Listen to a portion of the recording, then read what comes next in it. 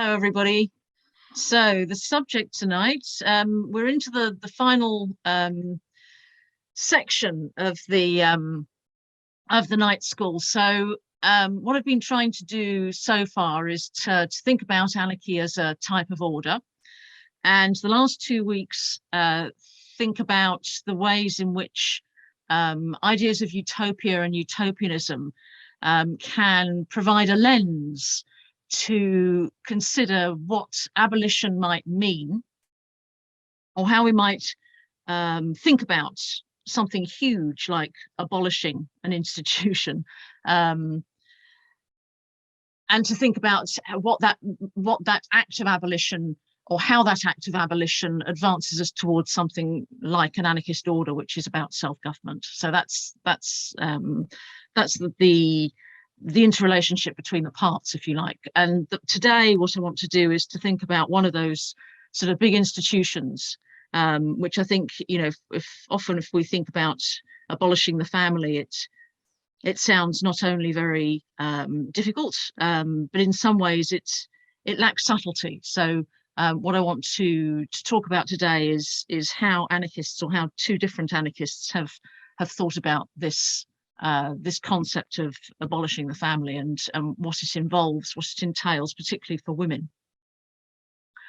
So the session itself is going to look at the work of Emma Goldman and Voltairine de Cleyre, who were both active in America at around the same period. And I'm going to say something about their backgrounds and the sorts of their lives, if you like, their biographies. And I then want to say something about their relationship to feminism, which is itself a tricky topic, because feminism can mean so many different things to different people.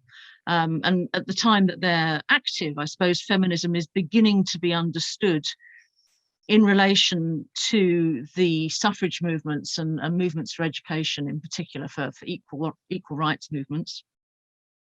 And in some ways, both Emma Goldman and Voltairine de Cleyre are position themselves as not part of those movements, and yet they seem to give us a set of ideas that we would consider to be at least pro-feminist and very women-centered. So to think about their feminism, I want to sort of take a little detour and consider why it was that both of them were very attracted to the work of Mary Wollstonecraft.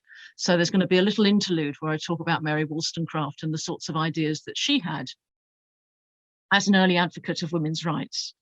And once we've done that, I'm going to come back to the ways in which Emma Goldman and Voltairine de Cleyre, I think, differently use certain themes that you can find in Mary Wollstonecraft to think about social change. And the priority for Emma Goldman, I think, is what I'm calling love and social change, and in Voltairine de Cleyre, I'm calling it rights and social change. And right at the end, I'm going to try and think about how those different perspectives on feminism and social change can be translated into, or can be put into, a sort of a utopian and a practical utopian framework to help us think about what social change might involve. So to start off with, I'm going to talk a little bit about Emma Goldman. I suspect that some of you, or probably all of you, are familiar with Emma Goldman to a greater or lesser extent. She's probably the best known female anarchist of the late 19th, early 20th century, and the person who's become the sort of the bridge between anarchism and feminism in contemporary feminist writing. She she arrived she was active for most of her, I suppose, the peak of her career in America. She came to America from St. Petersburg. She'd been brought up around the Baltic states, but she came from St. Petersburg to America as an immigrant, and she established herself as a fearsome campaigner and a great orator and organizer at the point at which she was thrown out of the United States, which was in 1919. She was dubbed by J. Edgar Hoover, who was about to become the head of the FBI, as the most dangerous woman in America. She came to America as someone who considered that America was going to be the land of the free compared to Tsarist Russia. She was disappointed to find early on that America was not quite the liberal paradise that she'd anticipated, and she was radicalized through her experience or her observations of the Haymarket affair, which was it refers to a labour strike and subsequent trial of anarchists who were really tried. I mean, the trigger for the trial was a bombing in a public meeting, a labour meeting, but they were tried not really for their involvement in the bombing as much as their advocacy of anarchism, and 4 of them were executed. And this radicalized Emma Goldman and turned her towards anarchism. She once described herself, or on a couple of occasions at least, described herself as a failed Tolstoyan, so someone who in principle wanted to commit herself to non-violent change, but who decided, because of the ferocity of the repression against anarchists, that actually that principle could not hold for her. And so she did get involved in propaganda by the deed. She was an accomplice to Alexander Berkman, who was her lifelong friend and sometime partner in the attempted assassination of Henry Frick, who was one of the leading people in the Carnegie Steel Corporation. She later spoke out in defense of Leon Kolgotz, who was the young man who assassinated the president in 1901. She became, subsequently, having sort of established herself as a fantastic sort of organizer and speaker, she subsequently established the publishing house and journal called Mother Earth, and she started to publish the essays for which she's best known, many of which deal with issues of women's politics. She was also someone who was deeply involved in the arts, and she wrote, the book that she was, I suppose, one of the books that she was most invested in was called Social Significance of the Modern Drama, where she looks at people like Ibsen and discusses their contribution to radicalism. In the latter part of her active life in America, she became involved in the Non-Conscription League, which campaigned against America's involvement in the war. And it was for this really that she was targeted by the authorities, the US authorities, and deported.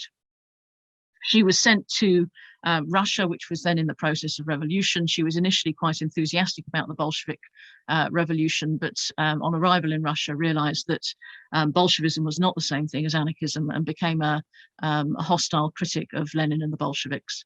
And she wrote subsequently My Disillusionment in Russia and My Further Disillusionment in Russia, which are fantastic sort of testaments of anarchist critique of the Leninist revolution. She wrote a very well-known, very frank autobiography called Living My Life, a 2-volume account of her life. And interestingly, one of the last things, I think probably was the last thing she wrote an appreciation of Voltaire de Cleyre, which is quite a complex appreciation, as we'll see. And the last sort of active engagement, I suppose, in the anarchist movement came in the Spanish Civil War, when she made several trips to Spain and campaigned as a fundraiser and as an advocate of the revolution in Spain.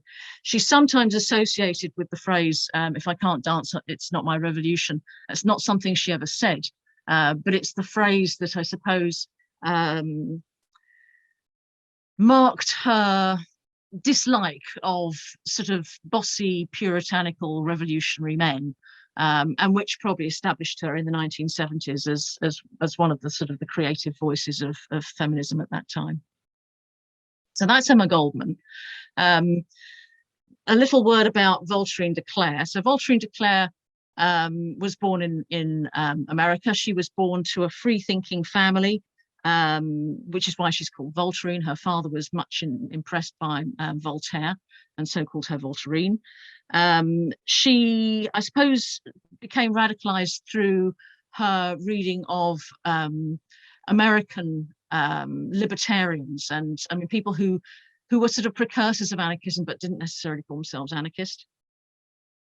She later moved in the same circles as Emma Goldman. It was Alexander Berkman who edited her writings after she died.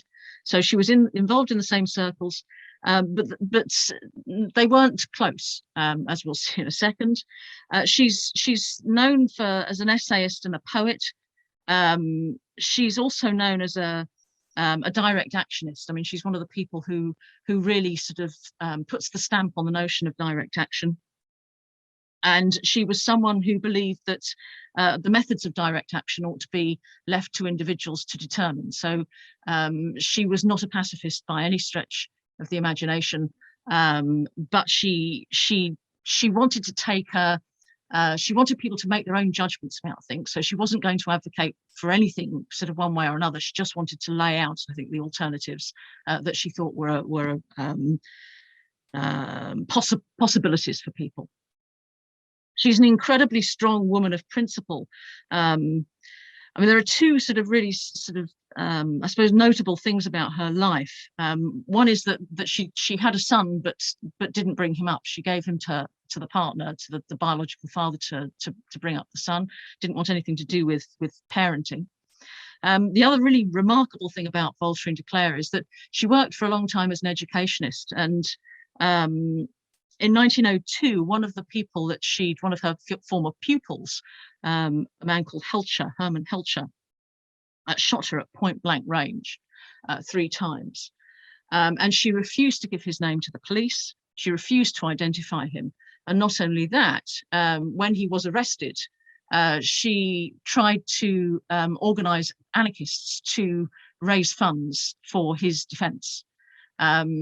And it was an incredible, I think, application of principle. And the letter here, which I won't read out, but you can read at your leisure, is basically an appeal that was published in the anarchist press to her comrades to defend and support Helcher in his against his prosecution. She felt that it was, even though she'd been shot by him, that it was not right that he was punished for this or imprisoned, that this was not going to be the answer, and therefore she wanted her comrades to rally round and support him. So that's a little sort of potted biography of the two of them. Before we move on to Wollstonecraft, I wanted to say something about their relationship. So contemporary anarchists often distinguish Voltaire de Cleyre and Emma Goldman as ideological opposites. And one of the reasons for that is that in the 1890s, after Emma Goldman had been arrested for incitement to violence or some such, I mean, for a speech, basically, Voltaire de Cleyre came out in her defense, but was also critical of some of the things that Emma Goldman had said, not because she thought that they were particularly confrontational or aggressive, but because she didn't have the same theoretical viewpoint as Emma Goldman. And one of the things that she says in this essay is to call Emma Goldman a communist and to call herself an individualist. And she says, Emma Goldman wishes to destroy the right of property, I wish to assert it. And Voltaire de Cleyre at this point was someone who would have aligned herself with Proudhon, so someone who asserted property as the right of use, but not as the right of dominion. I make my war upon privilege and authority, whereby the right of property, the true right in that which is proper to the individual, is annihilated. She believes that cooperation would entirely supplant competition. I hold that competition in one form or another will always exist, and that it is highly desirable that it should. So she thinks of herself as being different to Emma Goldman. I think I mean, clearly there are differences, I mean, ideological or principle differences, theoretical differences between the two of them. I think it's important to note that although Voltaire de Cleyre called herself an individualist early on in her career, she subsequently called herself an anarchist without adjectives. So she wanted to leave the determination of economic arrangements to people who were involved in transformative change, rather than predetermine the outcomes for them. And although she considered herself, if you like, on the kind of the individualist wing of the anarchist movement, she was someone who came out very strongly for the indigenous people in the Mexican Revolution, and who also defended their right, their common right to the land. So she's not a sort of she's not a dogmatic thinker, but there is this kind of difference between the two of them. I think the other difference between the two of them is that there is a rivalry. There is a personal rivalry between the two of them. And I think this comes out in Emma Goldman's later appreciation of Voltaire de Cleyre, which is written after Voltaire de Cleyre's death. And she says, which is quite an extraordinary statement, given the fact that Voltaire de Cleyre had actually lived a pretty active life herself. But she says, unlike other great social rebels, Voltaire's public career was not very rich in events. I mean, this was a woman who'd been shot and then defended her attacker. So, I mean, that seems to me to be quite a rich event. True, she had some conflicts with the powers that be. She was forcibly removed from the platform on several occasions. She was arrested and tried on others, but never convicted. On the whole, her activities went on comparatively smoothly and undisturbed. Her struggles were of a psychologic nature, her bitter disappointments having their roots in her own strange being. So there's not a lot of love lost between the two of them, although there is, I think, a mutual respect. And what I want to show, I suppose, or what I want to think about tonight is how these differences play out in their feminism. So what are the commonalities between them? And one of the striking things about Emma Goldman and Voltaire de Cleyre is that they're both very admiring of Mary Wollstonecraft. Mary Wollstonecraft, for those of you who aren't familiar with her, was active in the aftermath of the French Revolution in France and in Britain. She became famous as the wife of William Godwin, who at the time was much more famous than her. I mean, no one really remembers William Godwin anymore, apart from as the sort of a precursor of British anarchism. But at the time, he was a very well-known intellectual, and she was less well known, although she'd established her reputation as someone who was a fellow traveller, if you like, of Tom Paine. And she's the author of The Vindication of the Rights of Woman. And it's this book, I suppose, that everybody refers to now as one of the early texts of feminism. And both Goldman and de Cleyre write about her. De Cleyre writes a poem about her. Goldman writes an essay about her. Goldman's view is that she's one of the great sort of rebels. So Wollstonecraft is someone that Goldman associates with what she calls the spirit of revolt, borrowing Kropotkin's phrase to distinguish people who in their lives and behaviours are particularly noteworthy, who provide us with role models, if you like, for our practices. So she says Mary Wollstonecraft came into the world at a time when her sex was in chattel slavery, owned by the father while at home and passed on as a commodity to her husband when married. It was indeed a strange world that Mary entered into, yet not very much stranger than our own. So for Emma Goldman, Wollstonecraft is someone who has trodden the same path that Emma Goldman later treads, and Emma Goldman looks to quite a lot of her writing, I think, in order to frame her own ideas. Voltaire de Cleyre doesn't give us the same kind of insight into what it is that she values in Mary Wollstonecraft's writing, but she clearly sees Mary Wollstonecraft as a role model, and her poem, which is much longer, this is just an extract from it, talks about her or casts her as someone whose struggle is still alive, and actually someone who we should look to in order to continue the struggles that they had started before us. So she says, mother of sorrowful eyes, in the dead old days, mother of many sighs, of pain-shod ways, mother of resolute feet, through all the thorns, mother soul strong, soul sweet. Lo, after storms have broken and beat thy dust for 100 years, thy memory is made just, and the just man hears. Thy children kneel and repeat, though dust be dust, though sod and coffin and sheet and moth and rust have folded and moulded and pressed, yet they cannot kill in the heart of the world at rest. She liveth still. And I think one of the things that Voltaire de Cleyre wants to do is again, like Emma Goldman, is walk in those feet and walk in those shoes and continue a struggle that she thinks is not only has a history, but also has an ongoing future. So a little word about Mary Wollstonecraft and what she was about. So the vindication of the rights of women is quite, I think it's quite a difficult book, but it's really worth reading, and it gets easier as it goes along, as far as I'm concerned. It's basically, it presents a left critique, a feminist critique of republicanism, and by republicanism she understands I suppose a social ideal which is defined by our collective duties to each other. So an idea of a commonwealth in which we have we don't pursue our own individual ends independently of each other, but where we flourish as individuals because of our interconnection with each other. So that's a kind of her model of republicanism.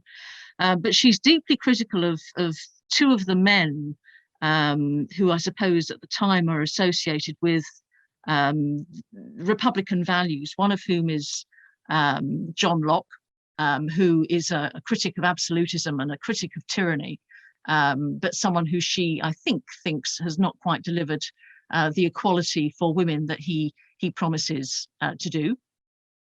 And the other person who she's even more critical of is Jean-Jacques Rousseau, who she accuses basically of normalizing violence against women and of demeaning women. But her basic critique of Republican values is that for all of the hopes of the revolution, all of the hopes that were sort of unleashed in the French Revolution, what's happened in the settlements that have come out of the revolution, what's happened to the values that have come out of the revolution, have basically disappointed women. That women have not been liberated by these fantastic emancipatory movements. Actually, they've remained as enslaved as they were before. And Mary Wollstonecraft wants to explore the reasons for that. And she basically argues that one of the reasons is the elevation of a deeply problematic notion of femininity, which oppresses women. And the other thing that she points to is the so-called triumph of reason, where Republicans have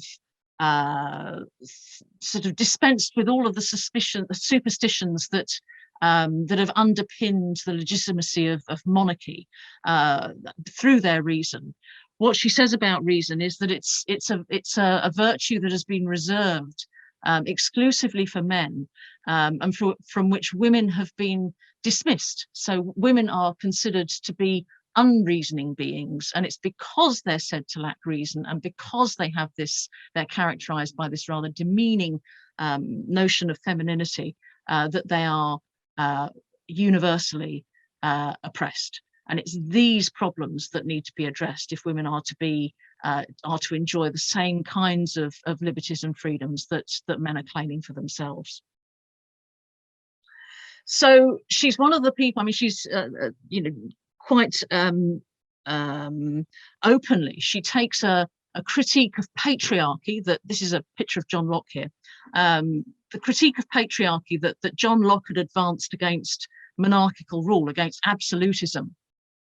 The idea that we could legitimize monarchical rule because it was sanctioned by God, it was supported by the church, and it represented the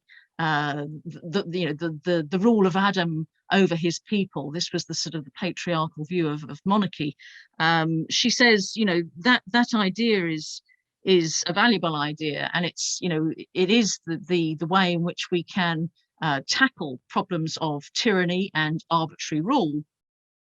But actually, if we're going to think about patriarchy and the way in which it operates in as a mechanism of social control, then we have to think absolutely about the way in which it operates in order to empower men over women. It's not enough to remove tyrannical rule, to remove absolutist monarchs.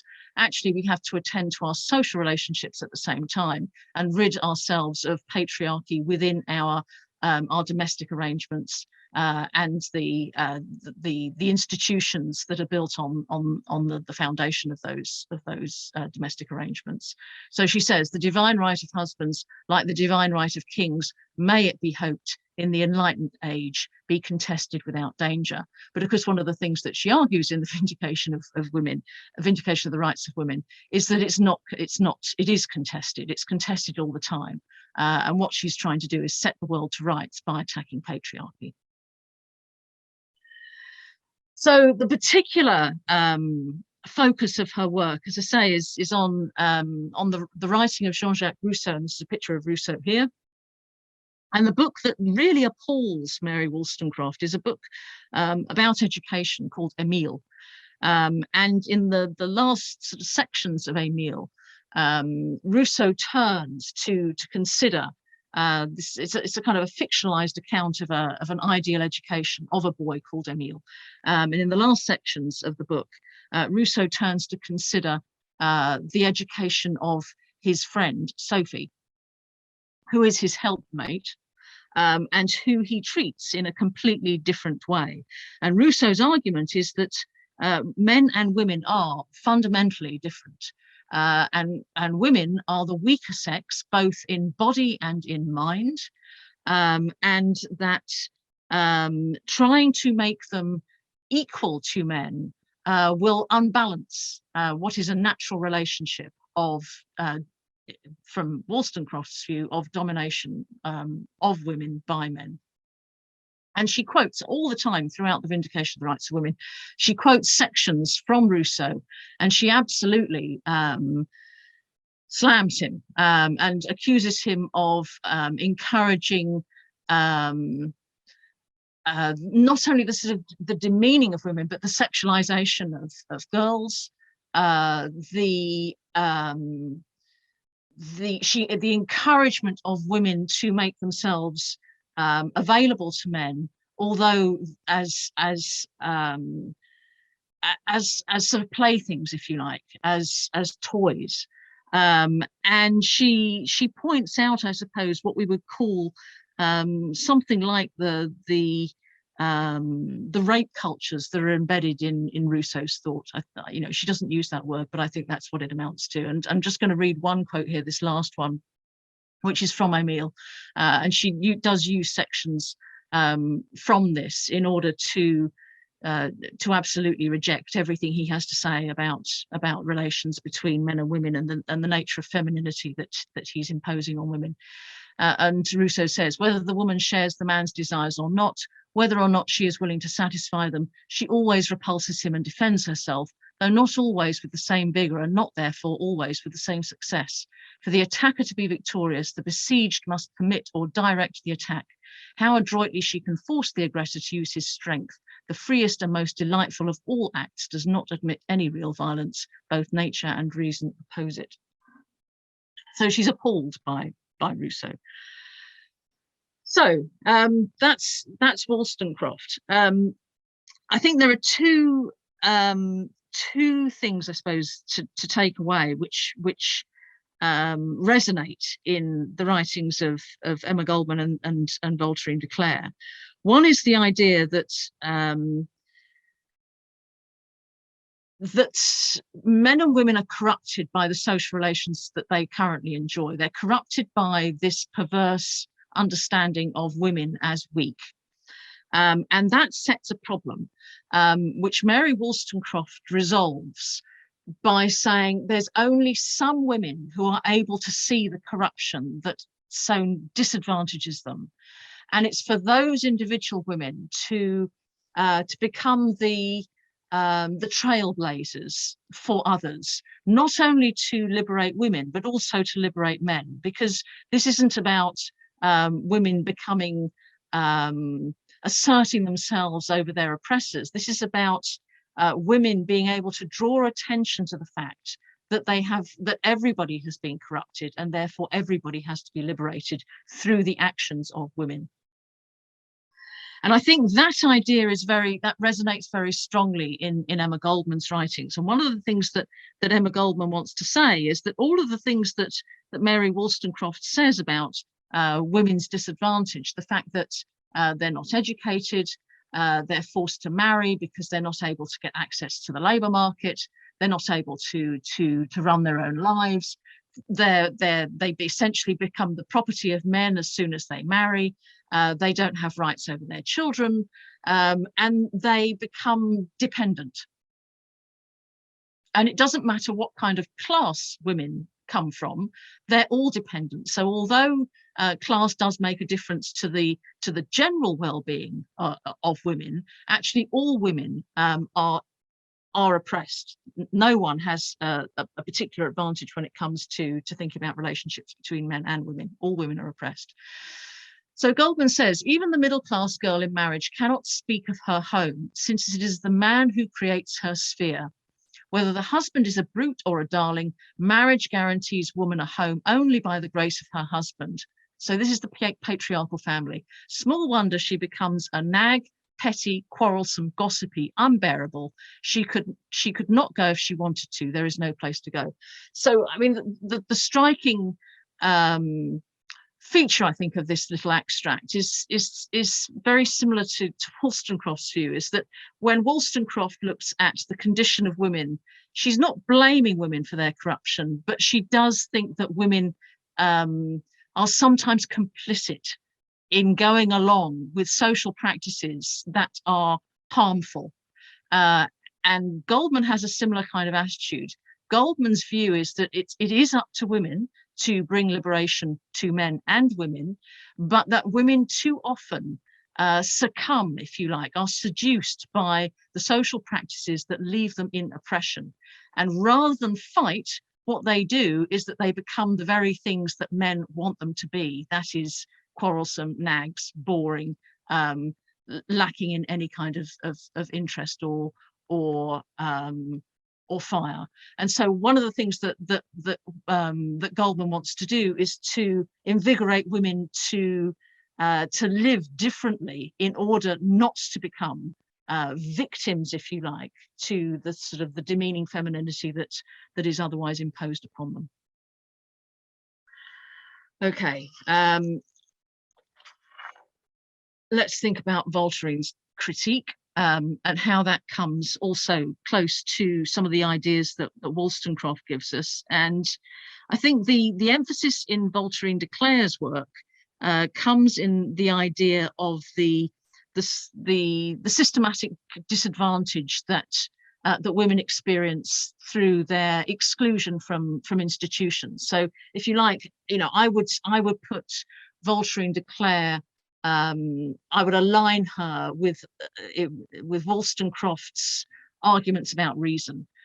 So, as I said, Wollstonecraft is very concerned by the suggestion that women are incapable of reasoning, and I think there's something similar that's going on in Voltaire de Cleyre's understanding of women's oppression, and it's the fact that women are excluded from any kinds of meaningful social life that makes them dependent. So there's an overlap with the things that Emma Goldman is saying, but I think there's a kind of a particular emphasis. And she says, every married woman, and it's marriage in particular, every married woman is a bonded slave who takes her master's name, her master's bread, her master's commands, and serves her master's passion, who passes through the ordeal of pregnancy and the throes of travail at his dictation, not at her desire, who can control no property, not even her own body, without his consent.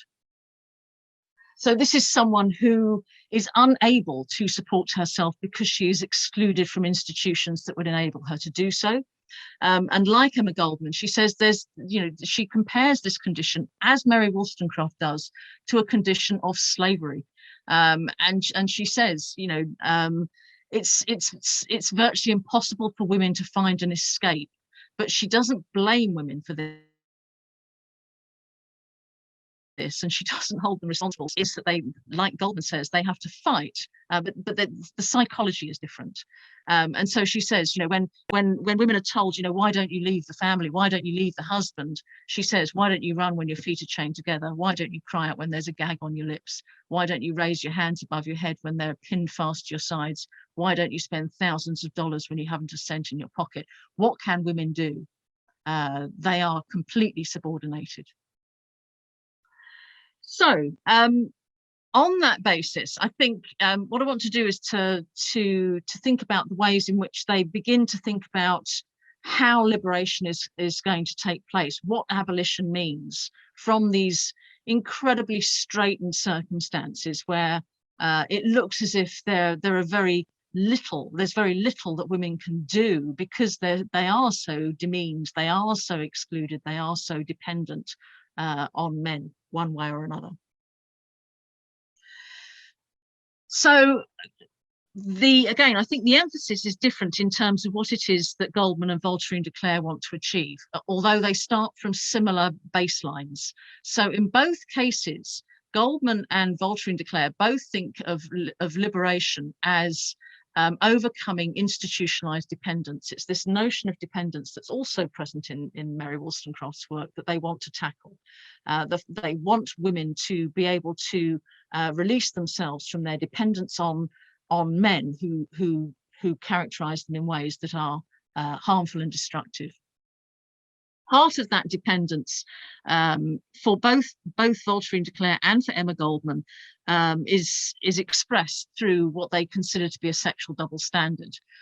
So the fact that women are kept in ignorance about their bodies, ignorant about sex, and this makes them vulnerable to predatory behaviours. It means that they can't express themselves sexually, but it also means they're subject to sexual domination. They're also, because they're excluded from all kinds of social interaction, they become economically, culturally, and intellectually impoverished. So what's the answer? Well, for Emma Goldman, the answer comes in first overcoming the sense in which women are the property of men. So she wants to overcome the idea that women should become part of should be monopolized by men and should be forced into relationships which are enduring because there is no escape from them, and which are regulated by institutions which are tyrannous, particularly the church. So she's particularly against what she calls sex monopoly or conventional marriage. And she says sex monopoly has been handed down from generation to generation as a sacred right and the basis of purity of the family and the home. And just as the church and state accept sex monopoly as the only security to the marriage tie, so have both justified jealousy as a legitimate weapon of defense for the protection of the property rights. So she thinks that women are treated as property just as land and goods and production is also treated as property for the exclusive use of economic elites. She thinks that women are the property of men, and you have to overcome this if you're going to release women from their subordination. Releasing women from the subordination of sex monopoly involves two things for Emma Goldman. The first is free love, and the second is free motherhood. And by free love, she means that relationships should be open to the decisions of both parties or all parties, to last as long as those parties wish them to last. They should not be sanctioned by anybody else's interference. This is simply relationships are special, intimate relationships are special because they're chosen voluntarily. That's the basis of them.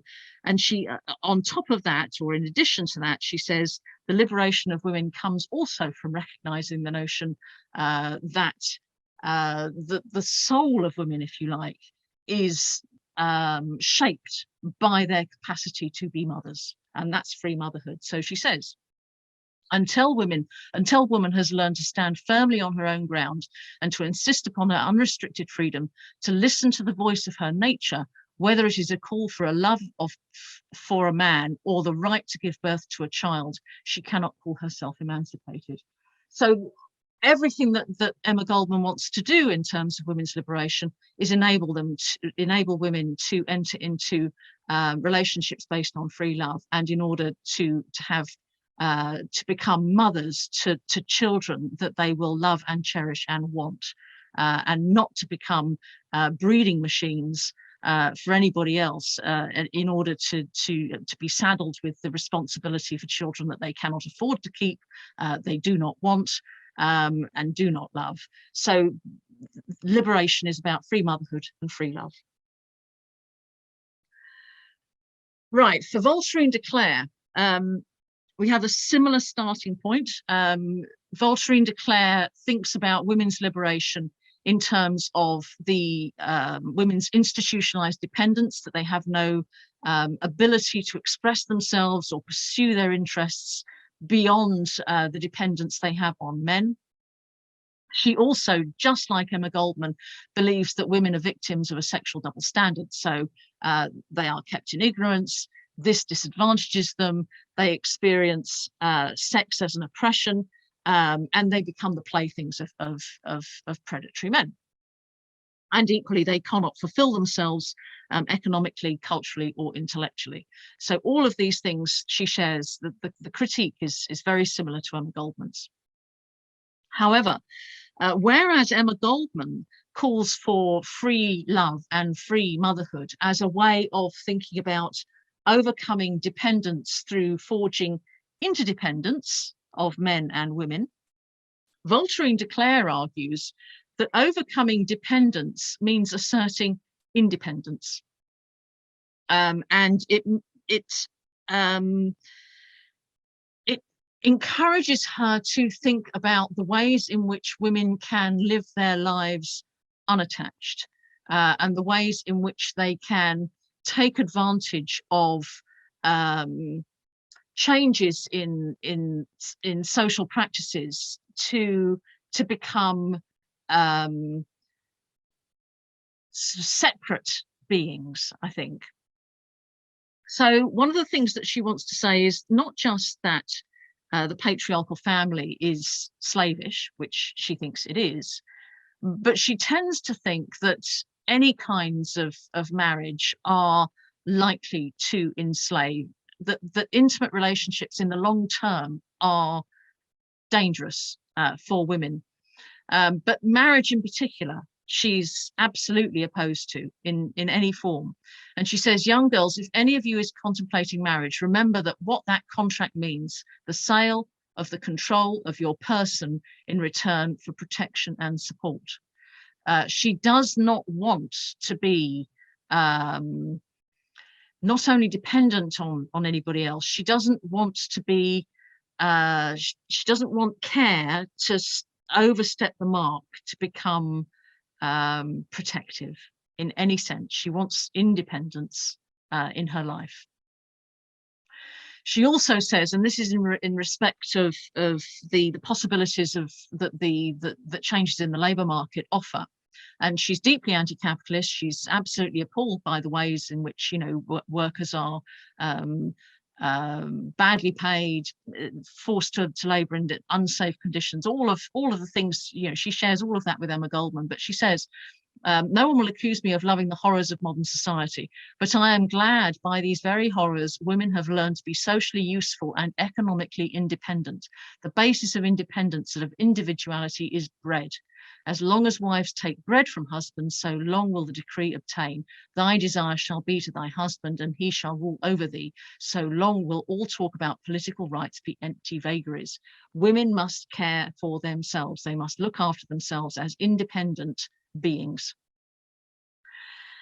And instead of thinking about free love and free motherhood, one of the things that Voltaire de Cleyre wants to say is that the important key to liberation, to women's liberation, is free thought. And that means refusing the authority of anybody, church, state, man, it doesn't matter. You have to be your own independent judge. This is fundamental to Voltaire de Cleyre's thought. And she says, we demand our bodies now. God is deaf and his church is our worst enemy. Against it, we bring the charge of being the moral or immoral force which lies behind the tyranny of the state. From the birth of the church, it is taught the inferiority of woman. In one form or another runs the undercurrent of the belief in the fall of man through the persuasion of woman, her subjective condition as punishment, her natural vileness, total depravity. Those who have utterly repudiated the church are nevertheless soaked in this stupefying narcotic of true morality. She can't, I think she can't stress enough the fact that women have to work for themselves, live for themselves, and think for themselves. So rather than think in terms of interdependence, which I think is the watchword of Emma Goldman's liberation, she's thinking about independence. So I wanted to end up by thinking about how these ideas translate into concepts of abolition, and also to think about what Voltaire de Cleyre and Emma Goldman think of as their utopias, if you like, and then in a more kind of I hesitate to say practical way, but how they think not only in terms of the ideal, the utopian ideal, but also the kind of the utopian practice. So what's the relationship between those two things? So to think about abolition, I've got a quote, or I've taken an idea from Kropotkin, who's talking about abolition in terms of the state and communism. And I'll read the quote, and then the next slide sort of substitutes communism, which is highlighted in yellow, for feminism, and to see what that means in terms of this diagram, which centers on property for the abolition of the state, and then thinks about, you know, the norms, institutions, and practices that are related to it. So we might think in terms of social norms, things like class relationships. We might think of institutions like government, systems of justice, obedience, the habit of obedience. And I suppose our practices would be things for Kropotkin like market exchange, reward systems that are based on so-called effort or desert, notions of profit and of the virtue of accumulation. So these are the sorts of things that he would have in his mind, I think, when he thinks about the abolition of the state. But he says, it's only by the abolition of the state, by the conquest of perfect liberty by the individual, by free agreement, association, and absolute free federation, that we can reach communism, the possession in common of our social inheritance and the production in common of all riches. So how does this, I mean, I think it's a really helpful idea of abolition, because it's giving us different ways, different practices to think about, rather than just pushing things over or destroying them. He's giving us different ways of thinking about how we organize ourselves: free agreement, free association, and free federation. And they're the ingredients for communism. So how does this translate into a kind of a feminist perspective? So what I've done with the diagram is replace property with the family, because I think the family is fundamental both to Voltaire de Cleyre and to Emma Goldman. And what they're attacking is not the family without qualification. What they're attacking is the patriarchal family, the family which is based on the idea that women are commodities, which exist, or who exist basically for the benefit of men who live under the control of their fathers until they marry, when they live under the control of their husbands, and subsequently become the carers for their children, have no rights over those children, and basically become the property of men. The social norms they're attacking are norms of dependence. So norms which are rooted in the idea that women are incapable of thinking for themselves. Women are the weaker vessels, both spiritually, mentally and physically, and therefore need protection, care, and control.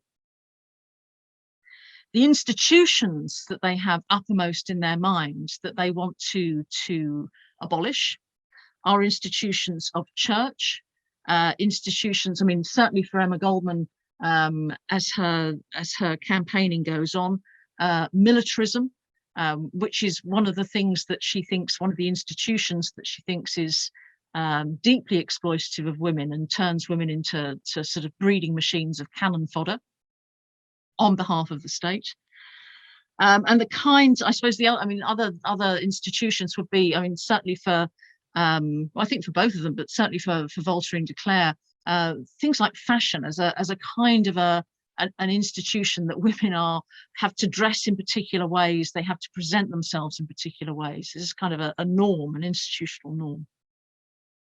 And the social practices that they've got in their minds are notions of display, that women are there to parade themselves as commodities for the attentions of men, that they should be competing with each other in order to bag the best man, that they should be demonstrating their incapacity, their proneness to illness, their stupidity, their inability to take an independent decision.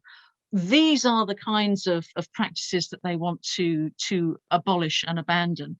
And one of the things they're saying is that it's, you know, changing the family or getting rid of the patriarchal family is not going to make all of these things happen at once, but these things are interlinked.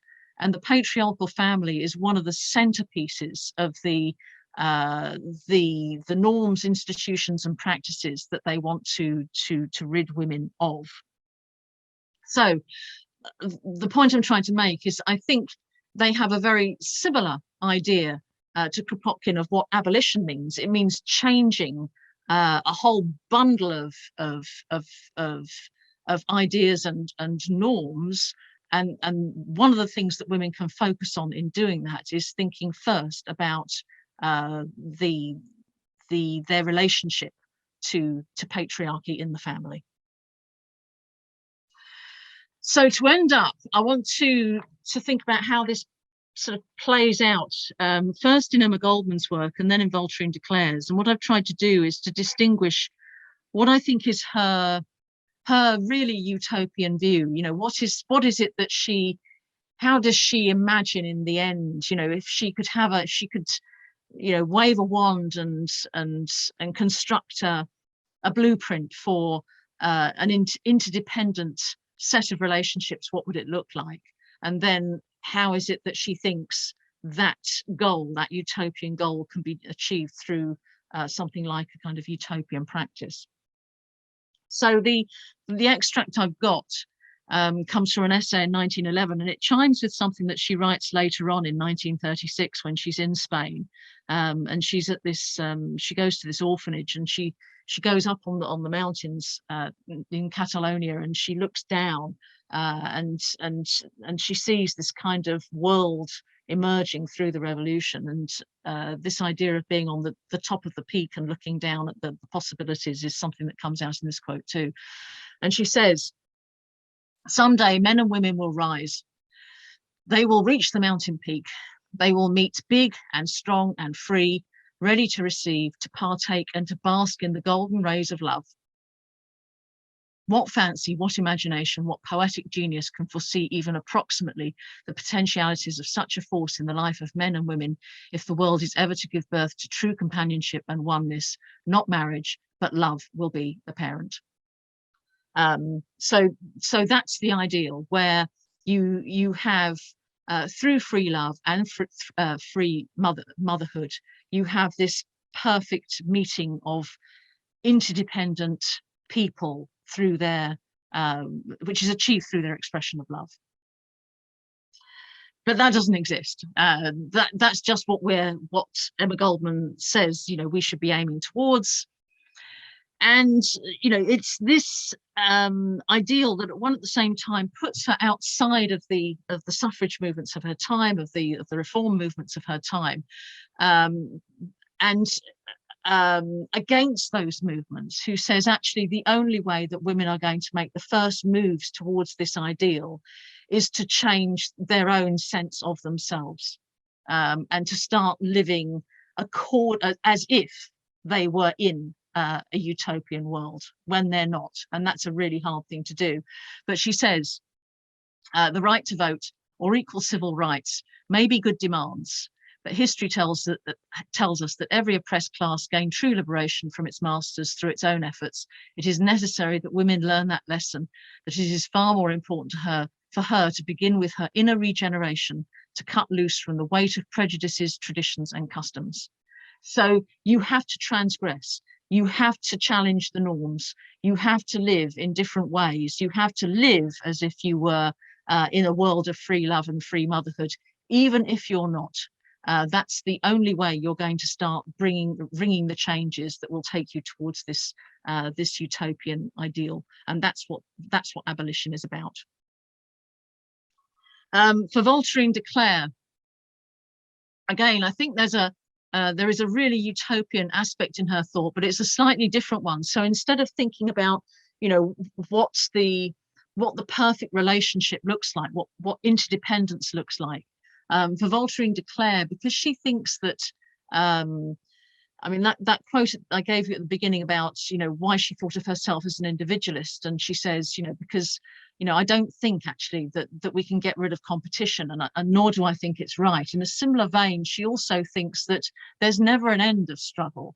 There's never really a point at which you can say, I am liberated, I am free from tyranny.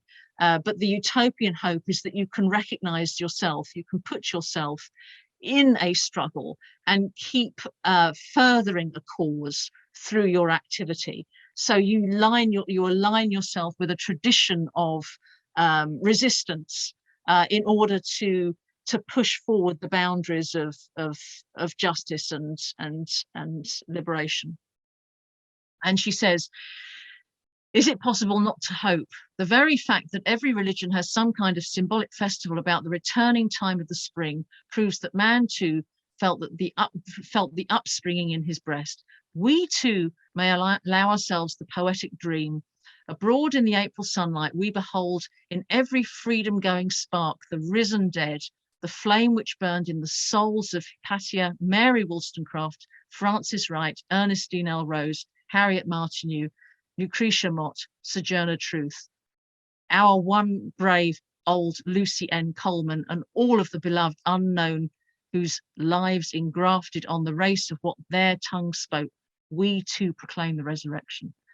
So we put ourselves in the shoes of our mothers, and we continue their fight. That's the utopian prospect. How do we do it? What does this involve in a practical sense? And this is the point, I think, at which Voltaire de Cleyre does say something quite distinctive compared to Emma Goldman. She says, the way that you do it is that you assert yourself as a right-bearing, reasoning, independent, moral being. That's how you do it. She says, I never expect men to give us liberty. No, women, we are not worth it until we take it. How shall we take it? By making rebels wherever we can, by ourselves living our beliefs. Propaganda by the deed is the favorite expression of the revolutionists. We are revolutionists, and we shall use propaganda by speech, deed, and most of all, being what we teach. So again, there's a kind of a practical, like Emma Goldman, a sense that you have to live the way in which you want to, you have to live the ideal, but you're doing it through an assertion of yourself as an independent being, rather than someone who wants to enter into a different kind of relationship of interdependence.